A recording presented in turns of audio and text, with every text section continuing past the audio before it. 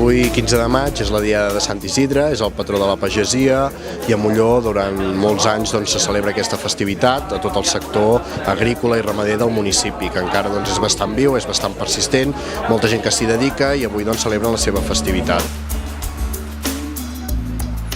Hi ha diversos actes programats, des de l'ofici religiós fins a la benedicció de maquinària agrícola, bàsicament de tractors, i un vermut popular, fins a un sopar amb tot el sector de la pagesia, aquí a la Sala del Ball, i amb un ball de nit per acabar d'amenitzar aquesta jornada de Sant Isidre.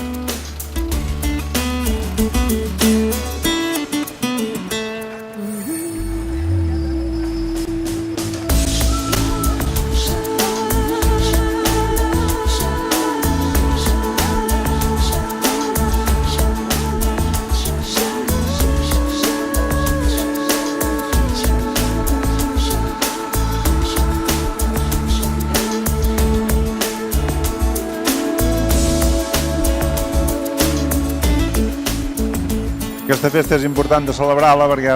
per almenys ens reunim els pagesos que quedem, perquè cada dia n'hi ha menys, com cada dia n'hi ha menys, cada dia són menys gent. Però hem de fer el jovent que també ens ajudi, que també faci de pagès, però la vida és impossible a tot arreu avui. Cada dia menys gent de pagès i cada dia més fotut tot.